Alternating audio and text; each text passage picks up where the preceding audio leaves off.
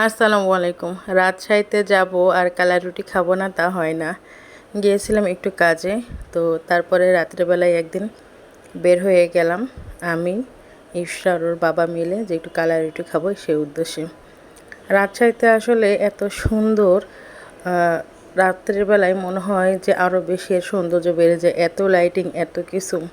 তো রিক্সা করে ঘুরলে এমনি মন ভালো হয়ে যায়। তো যেই ভাবনা সেই কাজ, একটু বের হয়েছিলাম। তো মনে হলো যে না, একটু কালাই রুটি খেয়ে আসি, যেহেতু বাসায় বানানো হয় না আর আসলে এখন ঝামেলাও বাসায় বানানো, তাই চলে গেছিলাম ওইখানে। বাড়ির খাবারটা কেন যেন বেশি ভালো লাগে, আর রাজশাহীতে তো সব কিছুই ভালো লাগে। এই যে গাছপালা চারপাশে দেখে এত বেশি ভালো লাগছিল, খুবই আনন্দ লাগছিল। তো এইভাবেই যে আমরা সবাই চলে যাই। সবাই বলতে আসলে তিনজন এখানে ছিলাম। ইউসরা তো খাবে না, তবু ও গিয়েছে, মানে এর আগের দিন যে রিক্সা একটু বেড়াইছে ওইটা ওর হচ্ছে খুব পছন্দ হয়েছে, তাই ও স্বাদ ধরেছিল নিয়ে গেছে। আমারও ভালো লাগে। আসলে রাজশাহীতে এক্সট্রা করে ঘোরার মতো কোনো কিছু না। রাজশাহীতে যদি রিক্সা করে রাস্তায় রাস্তায় বেরোনো হয় তাহলেই মন ভালো হয়ে যায়।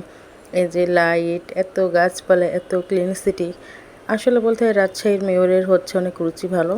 আর এই যে চলে আসলাম কালাই রুটির এইখানে, কালাই হাউসে, রুমন কালাই হাউস। আমি আগে বলে রাখি আমি কোনো ফুড ব্লগার না। আসলে আমি ওখানে খেতে গেছিলাম, আমি ফুড রিভিউয়ারও না। তারপরেও বলবো যে আসলে রুটি কেন যেন আমার কাছে ভালো হয়নি। এই যে ভর্তা মর্তা এগুলো কেন যেন আমার কাছে এবার ভালো লাগেনি।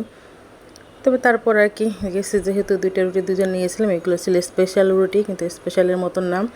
এর থেকে সামনে একটা ছিল, ওইটা বেশি ভালো, গতবার খাইছিলাম, ওইটা আমার কাছে বেশি ভালো লাগছিলো। এদের রুটিগুলো কেন যেন স্পেশাল হওয়ার পরেও অতটা ভালো লাগে না। তো যাই হোক, যেই ভাবনা সেই কাজ যেহেতু নিয়েছি, সাথে একটা হাঁস একটা বট নিয়েছিলাম।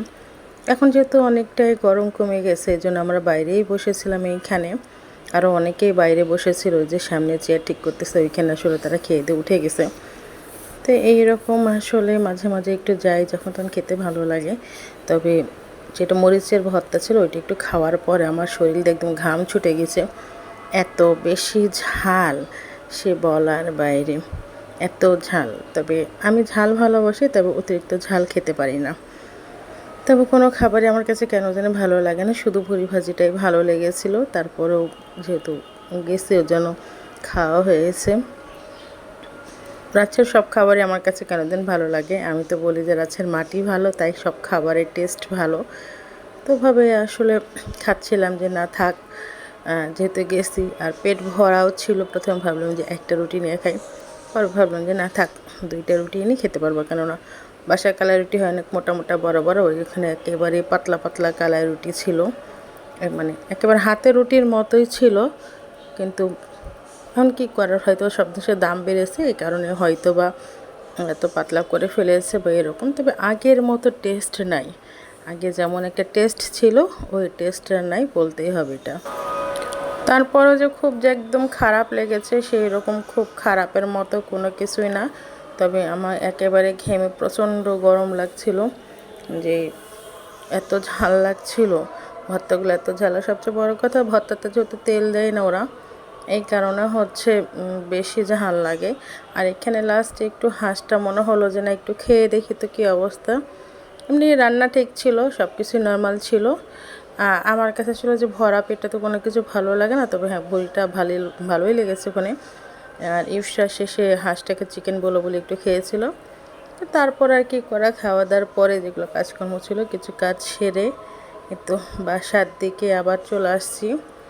চলে আসার এই সময় একটু এখানে লাইটগুলো দেখলাম, এত ভালো লাগে। দিনের থেকে রাজশাহী যেন রাতে বেশি ভালো লাগে। বাসায় আসার পরে যে চাচাতো বোনেরা এরা আবার আসছিলো যে একটু দেখা করবে, ওদের সাথে একটু কথাবার্তা বললাম। এই তো এখানে আমার ইউসরা ওদের অনেক দিন পর পেয়ে চিনতে পেরেছে এবং খেলা করছিল। ভালো লাগে বাচ্চাগুলো আসলে। তারপরে মনে হলো যে না সবাই মিলে চলো আবার একটু বেরিয়ে আসি। তো বাসাতে যে ভাইয়ের গাড়ি ছিল সেটা নিয়ে আবার সবাই মিলে একটু চারপাশে নদীর ধারটার এগুলো সব চক্কর দিয়ে আসলাম। তো এটাই ছিল রাজশাহীর খুব ছোট্ট একটা ট্যুর আমার।